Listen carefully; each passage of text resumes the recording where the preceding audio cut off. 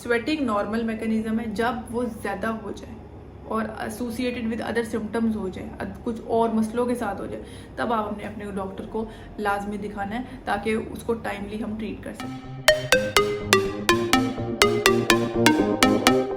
अस्सलाम वालेकुम, I am doctor कंजास्कर and आज की वीडियो में मैं जिस टॉपिक के ऊपर बात करने जा रही हूँ वो है अबाउट स्वेटिंग, नॉर्मल स्वेटिंग। और फिर उसके बाद अगर एक नॉर्मल स्वेटिंग बहुत ज़्यादा हो जाए जिसको हम मेडिकल टर्म्स में हाइपर हाइड्रोसिस बोलते हैं, तो क्या वजूहात हैं हाइपर हाइड्रोसिस की, क्या टाइप्स आ जाती हैं, किस तरह से आप अपनी टाइप को आइडेंटिफाई करेंगे, किस तरह से आप डिफ्रेंशिएट कर सकेंगे कि ये नॉर्मल स्वेटिंग है और अब ये एक्सेसिव स्वेटिंग हो गई है और अब ये आपके नॉर्मल डेली एक्टिविटीज़ को अफेक्ट करने लग गई है, आपकी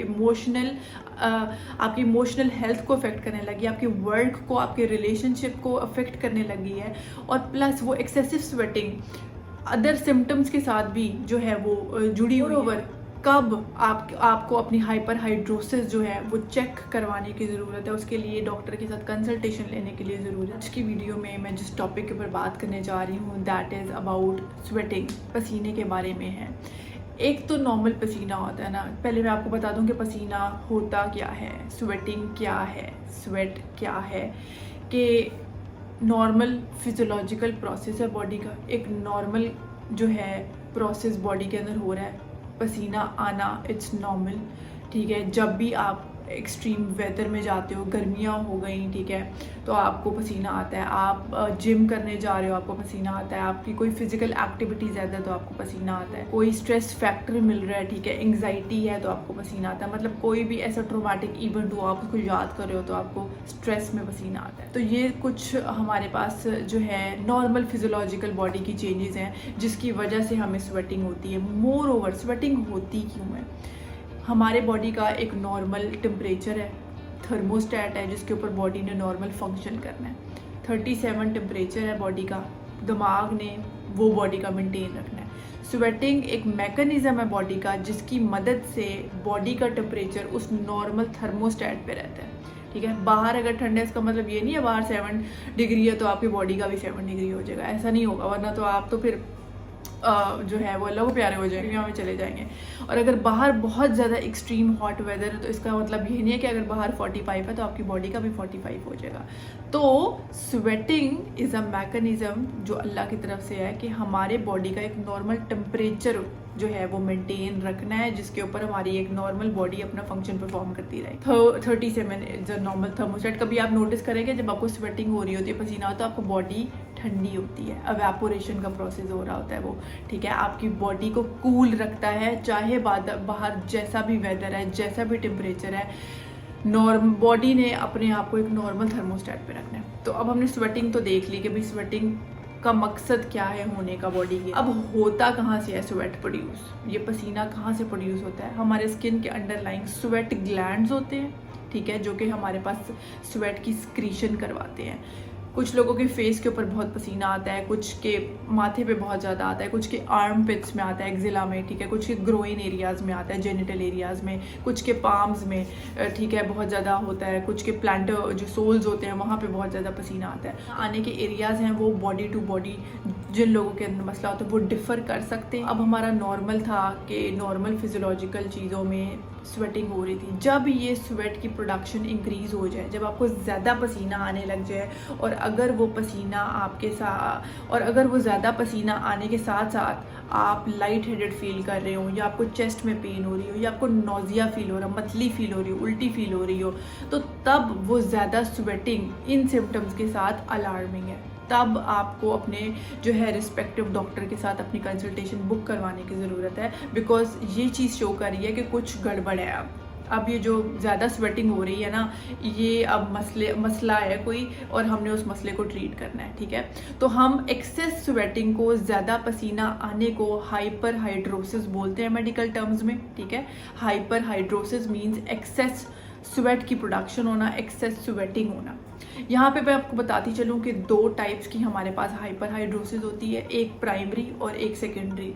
जो प्राइमरी बेसिकली टाइप होती है ना वो फैमिलीज़ में रन करती है। ठीक है, मतलब अगर आपके ख़ानदान में ही ये मसला है तो वो आप में रन करेगी और ये मोस्टली फीमेल्स में पाई जाती है as compared to the males. और ये प्राइमरी जो हमारे पास टाइप है ना, ये आगे स्पेसिफाइड हो जाती है कि बंदे को पसीना ओवरऑल बॉडी पे नहीं आएगा, उसको स्पेसिफिक एरियाज पे आएगा, या उसको माथे पे ज़्यादा आएगा, या उसको माथे फेस दोनों पे आ सकता है, या उसको पाम्स में आएगा, या उसको प्लांटर सरफेसेस सोल्स पाँवों में आएगा ज़्यादा, या उसको ग्रोइन के एरियाज में आएगा, या उसको बैक पे आएगा, या उसको एक्जिला में आएगा। मतलब इन प्राइमरी टाइप आपके जो एरियाज होते हैं स्वेटिंग के वो फोकस्ड होते हैं, ठीक है, आपके एरिया के हिसाब से आपकी वो प्राइमरी डिवीजन होती है। अब अगर हम सेकेंडरी हाइपरहाइड्रोसिस जो कि सेकंड टाइप ऑफ हाइपरहाइड्रोसिस के बारे में बात करें, तो सेकेंडरी हाइपरहाइड्रोसिस में हमारे पास जनरलाइज्ड स्वेटिंग होती है। जनरलाइज्ड मतलब ओवरऑल पूरी बॉडी के ऊपर पेशेंट को स्वेटिंग होगी। बंदा कहेगा, पेशेंट प्रेजेंट करेगा कि मैं तो हेड टू टो जो है ना वो पसीने में रहता हूँ हर टाइम, ठीक है। इवन ऐसे लोगों को गाड़ी चलाने में मसला होता है क्योंकि वो बहुत ज़्यादा जो है वो स्वेट प्रोड्यूस हो रहा होता है, ठीक है। ऑब्वियसली फिर आप एक इमोशनल जो है स्ट्रेस को फेस करते हो, साथ में आपके रिलेशनशिप्स भी अफेक्ट होते हैं, आपका वर्क भी इफेक्ट होता है, आपकी ओवरऑल कॉन्फिडेंस लेवल भी अफेक्ट होता है इस मसले से। तो ये मसला इट्स अ सीरियस मसला कि जब अगर एक्सेसिव स्वेटिंग हो जाए तो हमें ऑब्वियसली इसको ट्रीट करना है। अब ये जो मैं सेकेंडरी के बारे में बात कर रही थी, जिसमें मैंने आपको बोला कि जनरलाइज पूरी बॉडी के ऊपर स्वेटिंग होती है, इसमें हमारे पास सेकेंडरी मसले आ जाते हैं।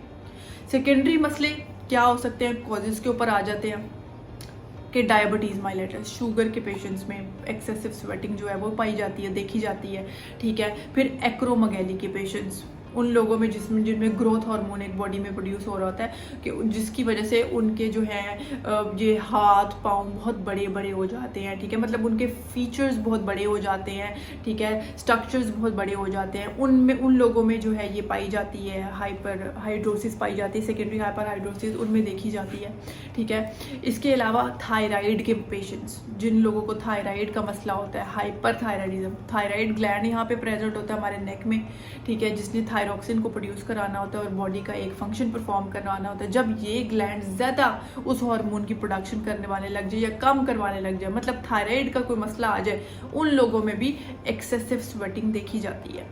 इसके अलावा कई लोगों को एंग्जाइटी का मसला होता है, सोशल एंग्जाइटी का मसला होता है।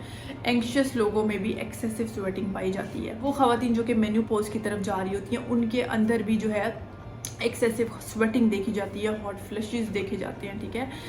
उनको बहुत ज़्यादा पसीना आता है वो उन खवातीन। फिर इसके अलावा हमारे पास दिल के मसले आ जाते हैं। पेशेंट्स में दिल के मसले होते हैं, हार्ट प्रॉब्लम्स होते हैं, उनके अंदर भी एक्सेसिव स्वेटिंग देखी जाती है। अभी मैंने आपको बताया था कि कब ये अलार्मिंग हो जाती है एक्सेसिव स्वेटिंग, जब ये आपके पास अगर चेस्ट पेन हो रही हो, नोजिया फील हो रहा हो, या आपको चक्कर आ रहे हो, तो तब इट्स अलार्मिंग, और तब आपने फ़ौरन अपनी जो है कंसल्टेशन लेनी है, आपने फ़ौरन इमरजेंसी में रब्ता करना है, आपने इमरजेंसी जाना है, ठीक है। ये कोई इजी बात नहीं है लेने के लिए, स्पेशली द चेस्ट पेन जो हो रही है। इसके अलावा फिर बहुत सी जो है हमारे पास मेडिसिन आ जाती हैं, उनके इस्तेमाल से भी बहुत से लोगों में उनका साइड इफ़ेक्ट होता है उन मेडिसिन का, जो कि आपको एक्सेसिव स्वेटिंग करवा रहा होता है, तो उस चीज़ का भी ध्यान हमने रखना है। और इसके अलावा वो बहुत से जो पेशेंट्स पार्किंसन के होते हैं, पार्किंसनिज्म जिनके अंदर होती है, उनके अंदर भी एक्सेसिव स्वेटिंग पाई जाती है। फिर बहुत से स्किन इन्फेक्शंस आ जाते हैं, और स्ट्रोक के पेशेंट्स में भी जो है वो हाइपरहाइड्रोसिस देखी गई है। तो ये सारी वजूहात सेकेंडरी कॉजेज़ आ जाती हैं जिनकी वजह से हमारे पास जो है हाइपरहाइड्रोसिस या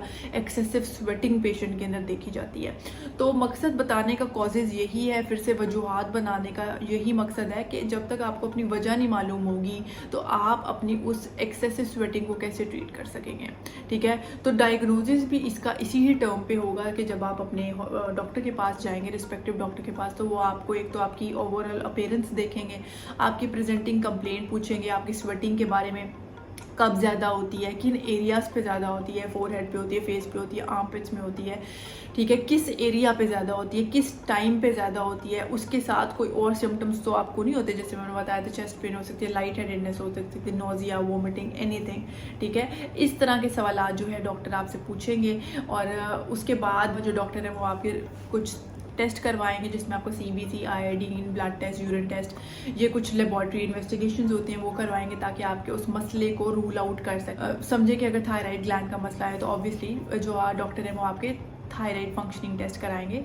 ताकि उनको पता चल सके, हमें पता चल सके कि दैट क्या है, आइदर ये हाइपरथायराइडिज्म है या हाइपोथायराइडिज्म है या क्या मसला चल रहा है, ताकि उस कॉज को ट्रीट करते हुए फिर हम इस चीज़ से जो है वो प्रिवेंशन हासिल कर सकें। This was just an example, एक एग्जांपल थी ताकि आपको अच्छे तरीके से समझ आ जाए कि किस तरह से आपने अपनी हाइपरहाइड्रोसिस के मसले को पकड़ना है, ठीक है, और कब आपको ज़रूरत है कि जब वो स्वेटिंग जो कि नॉर्मल, क्योंकि है तो एक स्वेटिंग नॉर्मल मैकेनिज्म है, जब वो ज़्यादा हो जाए और एसोसिएटेड विद अदर सिम्टम्स हो जाए, कुछ और मसलों के साथ हो जाए, तब आप अपने डॉक्टर को लाजमी दिखाना है ताकि उसको टाइमली हम ट्रीट कर सकें।